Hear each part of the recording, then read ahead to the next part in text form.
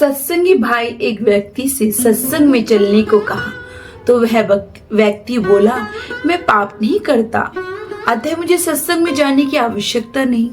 सत्संग में वह जाते जो पापी होते हैं, वह सत्संग में जाकर अपने पाप दूर करते हैं। जिस प्रकार अस्पताल में रोगी जाते हैं और अपना रोग दूर करते हैं, निरोग व्यक्ति को अस्पताल जाने की क्या आवश्यकता।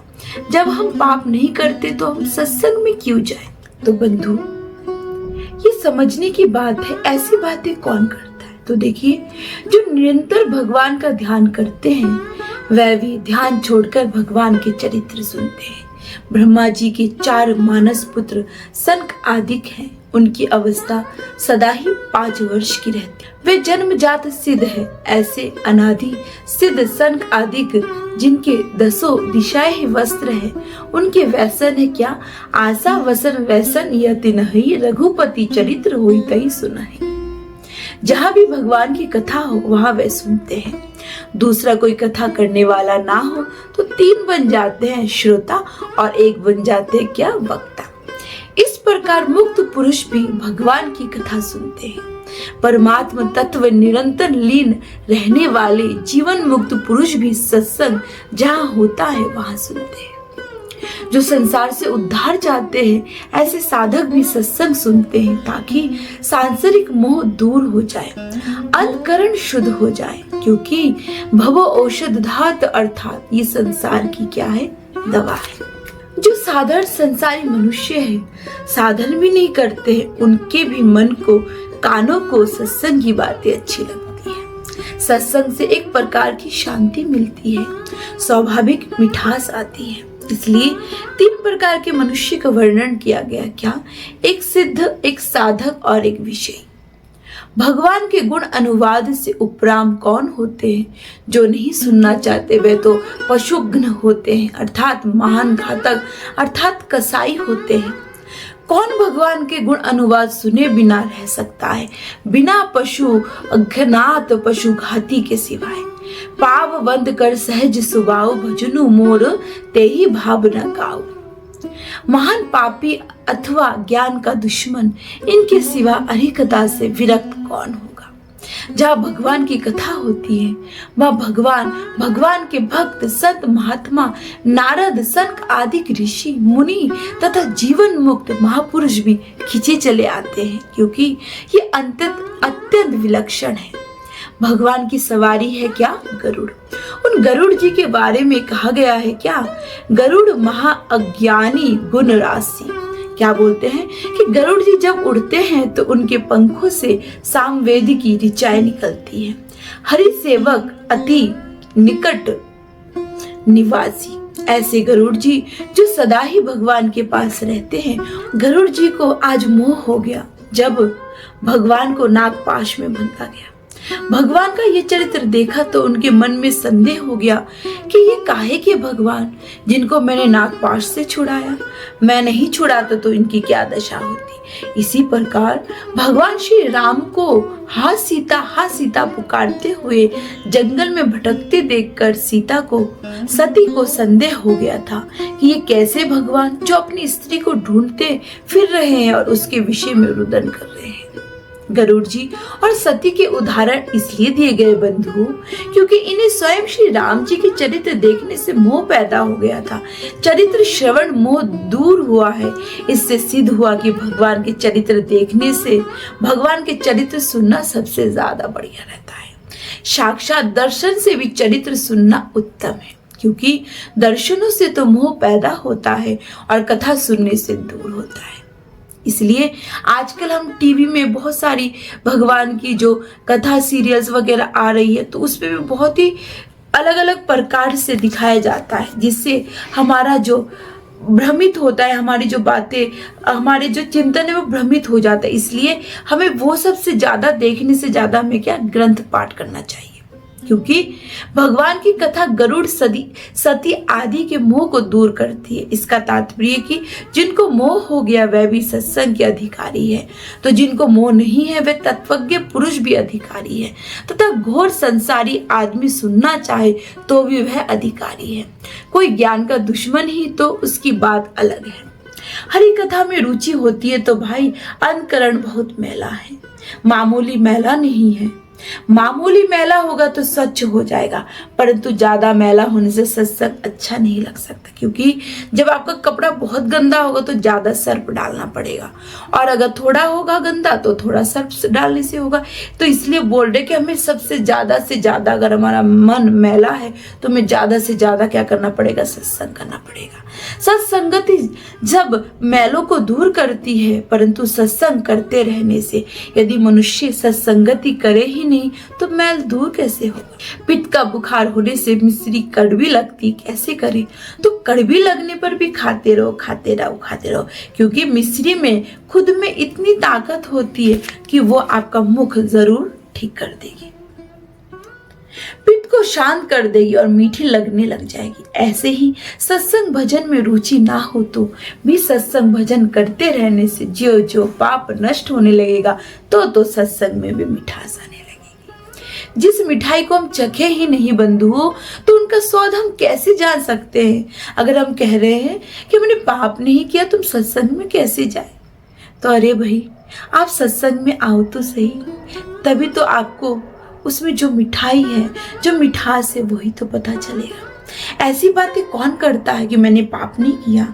जो अहंकारी व्यक्ति होता है, जिसने सबसे ज्यादा पाप किया होगा, वही कहता है कि मैं पाप नहीं करता, मैं झूठ नहीं बोलता। तो ऐसे ही जिन्होंने सत्संग किया ही नहीं, वे इनकी विशेषता नहीं जानते, फिर भी कह देते हैं कि हमने बहुत सत्संग सुना है, तो समझ लेना चाहिए कि उन्होंने विशेष सत्संग किया ही नहीं, अन्यथा सत्संग में रुचि अवश्य ही बढ़ती। बहुत लोग कहते हैं हमने इतनी कथा सुन ली, इतनी बार कथा सुन ली। अरे इतनी कथा सुनते तो आपके जीवन में थोड़ा सा परिवर्तन तो आता। रामचरित जे सुनत अगाही, रस विशेष जाना तिन नाही।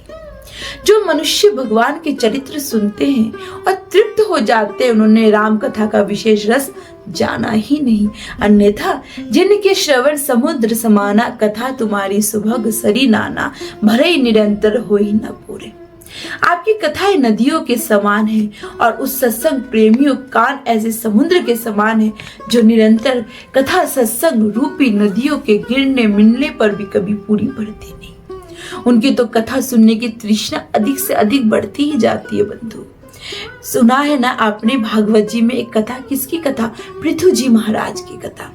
राजा पृथु जी ने भगवान की कथा सुनने के लिए कितने हजार कान मांगे थे? 10,000 कान मांगे थे। हम तो सिर्फ इस 2 कानों से भी भगवान की कथा नहीं सुन पाते, लेकिन पृथु महाराज जी ने कितने कान मांगे थे? 10,000 कान मांगे थे। पागल व्यक्ति जैसे संभल कर नहीं बोल सकता, ऐसे ही संसारी पुरुष सत्संग के बारे में उल्टी सीधी बात करता रहता है। बातुल भूत विवश मतवारे, ते नहीं बोले ही बचन विचारे। ऐसे लोगों के पैरों में पड़ जाओ, उनसे कहो आप पवित्र हो। बड़ी अच्छी बात है, आप सत्संग में पधारो, अन्य सत्संग में आने वाले लोगों को भी पवित्र करो। ऐसा कहकर अगर आप उनको सत्संग में बुलाओगे ना, किसको? उन अहंकारी व्यक्ति को, जो कहते हैं हम तो सत्संग में क्यों जाए, हमने तो सब सत्संग सुन रखा है। तो उनको ऐसे बुलाइए कि आप अपने चरण रज रख दीजिए सत्संग में, तो ये सत्संग का जो प्रांगण है वो पवित्र हो जाएगा। नहीं आवे तो उनकी मर्जी, गाली दे दो सह लो। जो गाली सुनता है वह तो हमारे पापों को दूर करता है। सत्संग की महिमा कहाँ तक कही जाए, स्वयं भगवान शंकर श्री राम जी की सत्संग मांगते हैं। बार बार बर मांगू हर्षे देहु श्री रंग, पद सरोज अन पायनी भगति सदा सत्संग। भगवान शंकर को कौन सा पाप दूर करना था, कौन सी साधना सीखनी थी? अरे वो तो स्वयं भगवान है, जो वे सदा सत्संग ही चाहते थे। भगवान शंकर को कोई राम कथा सुनने वाले मिलते तो सुनते ही जाते, पार्वती जैसे सुनने वाले मिलते तो भी सुनते जाते।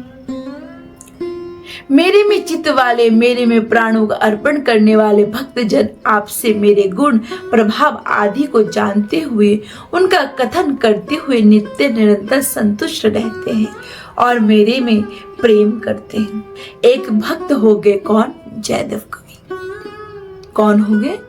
एक भक्त हुए जयदेव कवि। गीत गोविंद उनका बनाया हुआ बहुत सुंदर संस्कृत ग्रंथ है, आप लोगों ने सुना ही होगा बंधुओं गीत गोविंद के बारे में। भगवान जगन्नाथ स्वयं उनके गीत गोविंद सुनते थे। कौन? जगन्नाथपुरी में जो जगन्नाथ भगवान है। भक्तों की बात भगवान ध्यान देकर सुनते हैं। तो एक मालिन थी, उसको गीत गोविंद का एक पद याद हो गया। वह बैंगन तोड़ती जाती और पद गाती जाती, तो ठाकुर जी उसके पीछे पीछे चलते और पद सुनते। पुजारी जी मंदिर में देखते कि ठाकुर जी का वस्त्र फटा हुआ है, तो उन्होंने पूछा, प्रभु आपके यहाँ मंदिर में रहते हुए वस्त्र कैसे फट गया? तो तब हमारे प्रभु बोले, भाई बैंगन के कांटों में उलझकर फट गया। तो पुजारी जी ने पूछा, बैंगन के खेतों में आप कब गए, कैसे गए? तो ठाकुर जी ने तब बता दिया कि मालिन गीत गोविंद का धर गा रही थी, अतः सुनने चला गया। वह चलती तो मैं पीछे पीछे डोलता, जिससे कपड़ा फट गया।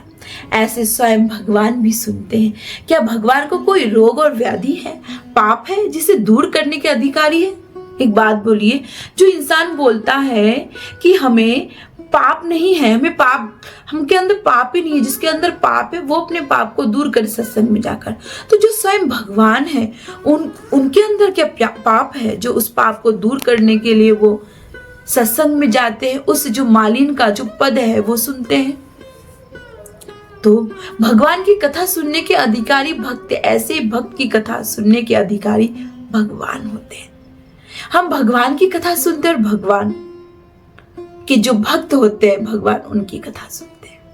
जब भक्तों की चर्चा होती है वह भगवान स्वयं पधारते हैं।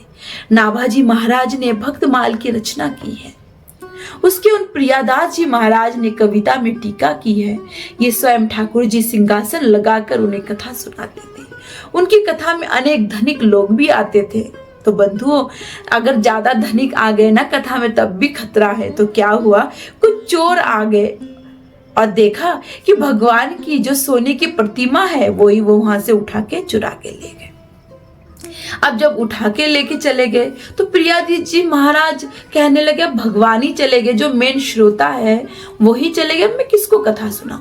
वो ऐसे ही बैठ गए। तो अब जब भगवान को चुरा ले गया वो जो चोर है, तो भगवान ने उनको परेशान कर दिया। तो चोर वापस प्रियादास जी महाराज के सिंहासन पर रखकर उनको चले गए। अब प्रियादास जी ने देखा हमारे भगवान दोबारा आ गए, तो अब उन्होंने सोचा कि मैंने कहाँ कथा विश्राम किया था, मैं कहाँ से शुरू करूं? तब भगवान ने कह दिया कि आपने तो वहां से विश्राम किया था, वहां से शुरू करो। तब ठाकुर जी स्वयं बोल पड़े कि अमुक प्रसंग तक कथा हुई थी। इस प्रकार स्वयं श्री भगवान भक्तों की कथा ध्यान पूर्वक सुनते हैं। क्योंकि बंधुओं, मैं एक बात बार बार कहती हूँ, जहां पर भी भगवान की कथा होती है, जो प्रथम श्रोता होते हैं वो भगवान स्वयं होते हैं। भगवान स्वयं वहां पर आकर अपना सत्संग कथा सुनते हैं। तो बंधुओं, सूर्य उदय होता है तो अंधकार दूर हो जाता है, किंतु वह बाहरी अंधकार होता है। किंतु जब सत्संग रूपी सूर्य उदय हो जाता है, पाप दूर हो जाते हैं, शंकाएं दूर हो जाती है, अंधकरण में रहने वाली तरह तरह की उलझनें सुलझ जाती है। राम मया सद्गुरु दया साधु संग सब होए, तब प्राणी जाने कछु रहो विषय रस भोए। भगवान और संतों की जब पूर्ण कृपा होती है तब सत्संगी मिलती है। तो आज विभीषण जी ने हनुमान जी से क्या कहा? जब हनुमान जी लंका में गए तब विभीषण जी ने हनुमान जी से क्या कहा? बहुत ही सुंदर पद गा रहे क्या? अब मोहे भाव भरो हनुमंता, अब मोहे भाव भरो हनुमंता, बिनु हरि कृपा मिले ही नहीं संता, बिनु हरि कृपा मिले ही नहीं संता।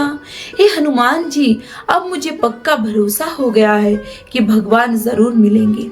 आप मिल गए हैं तो इससे मालूम होता है कि श्री भगवान ने मुझ पर विशेष कृपा की है। भगवान विशेष कृपा करते तभी अपने प्यारे भक्तों का संग देते हैं। सत्संग बहुत शांति मिलती है। मुझे कई भाई बहन मिले, उनका बहुत समाधान हुआ। किससे? सत्संग से शांति मिली। सत्संग में सबके लिए उपयोगी बातें मिलती है। तत्वज्ञ जीवन मुक्त बातें सत्संग में मिलती है।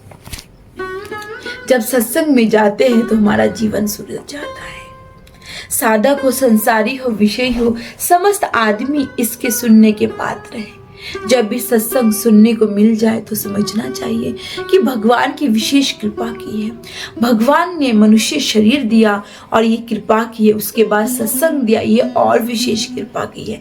ऐसा कृपा का लाभ हमें तो लेना ही चाहिए, दूसरों को भी जो लेना चाहे तो देना चाहिए। भरा सत्संग का दरिया नहा लो जिसके भी चाहे, हजारों रतन बेकीमत भरे आला ले आला है, लगाकर ज्ञान का गोता निकालो जिसका जो चाहे। क्या बोल रहे हैं? जिसका जी चाहे। सत्संग रूपी दरिया में बहुत बढ़िया बढ़िया रत्न हैं। इसमें ज्ञान की डुबकी जितनी लगाओगे उतनी ही विलक्षण बातें मिलेगी। सुनना तो मिलता है, सुनने से भी मिलती है, सुनाने से भी ऐसी ऐसी विलक्षण बातें पैदा होती है कि बड़ा भारी लाभ होता है। ऐसी कई बातें हमें सुनने वालों की कृपा से ही मिलती है। तो बंधु, इसलिए मैं ये कहना चाहती हूँ, ये जो मनुष्य जन्म हमें प्राप्त हुआ है इसको हमें व्यर्थ नहीं गंवाना चाहिए, क्योंकि वैसन गैसन शादी करना, बच्चे पैदा करना, ये तो जो सूकर कुकर है, जानवर है, वो भी करते हैं। लेकिन मनुष्य में एक बुद्धि दी है भगवान ने, जिस बुद्धि का हमें क्या करना है? सदुपयोग करना है। उस सदुपयोग से हमें क्या करना है? जो भगवान है, भगवान की कथा सुनना है। इस कानों से भगवान की कथा सुनना है, इन आंखों से भगवान के जो ग्रंथ है वो पढ़ना है, इन मुख से हमेशा भगवान की कथा ही करनी है।